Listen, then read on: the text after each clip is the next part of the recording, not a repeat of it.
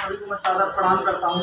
जैसा कि हमारे समाज के लोग निरंतर संघर्ष करते आए हैं, उनके साथ हमेशा जातीय व्यवहार दुर्व्यवहार हो गया है, उनका शोषण होता है। अब वो समय आ गया है हमें इकट्ठा होने का, क्योंकि हम अब जुल्म नहीं सहेंगे। क्योंकि हमेशा हमने संघर्ष किया है और हमेशा लोगों का सम्मान किया, और हमें सम्मान के बदले जब भी हमें हमारे साथ शोषण दुर्व्यवहार अत्याचार होते आए हैं, और अगर हम अपनी आवाज़ को बुलंद नहीं करेंगे तो इसी तरह हमारे शोषण बढ़ते रहेंगे और हमारे लोगों के साथ अत्याचार होते रहेंगे।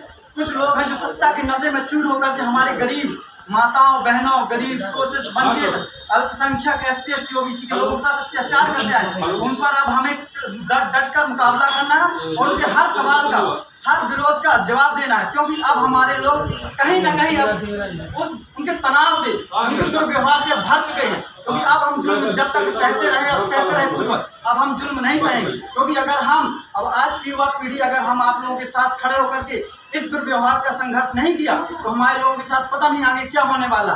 उसी को लेकर के अब हमें बहुत ही संघर्ष करना और अपने हक अधिकार के लिए पूरे पुरजोर बहुमत के साथ हमें लड़ना है और एकता बनानी है। कहीं ना कहीं जब तक हमारे लोग वंचित लोग राजनीति में अपना हिस्सा नहीं बनाएंगे तब तक उनका शोषण होता रहेगा। क्योंकि अपने हिस्सेदारी के लिए हमें राजनीति में आना बहुत जरूरी है, क्योंकि राजनीति हमारा वो मार्ग है जिससे हम आगे आ सकते हैं और अपनी हिस्सेदारी ले सकते हैं। क्योंकि हमारा जो शोषण आया, क्योंकि हम सिर्फ मेहनत करते रहे, मजदूरी करते रहे और आज तक हमारा विकास नहीं होगा। हमसे ही, हमारी मेहनत से ही बड़े बड़े लोग पले हैं, बड़े हैं और हम पर जुल्म किया।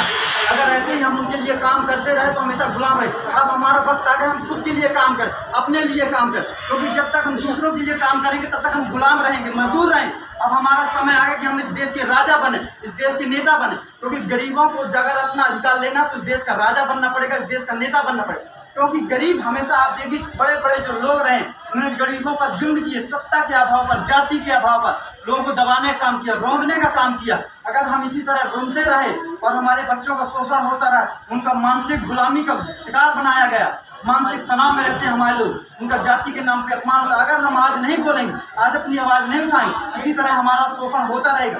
इसीलिए आज हम सब समाज को सभी एकजुट होकर के जो भी व्यक्ति गलत करता है किसी भी बात का उसका हमें विरोध करना है, जो बहुमत के साथ, और आज सबको कदम से कदम मिलाकर अपने सम्मान के लिए हमें आज लड़ना पड़ेगा और ऐसे लोगों का जो विरोध करना पड़ेगा। भारत माता की जय, माता की जय।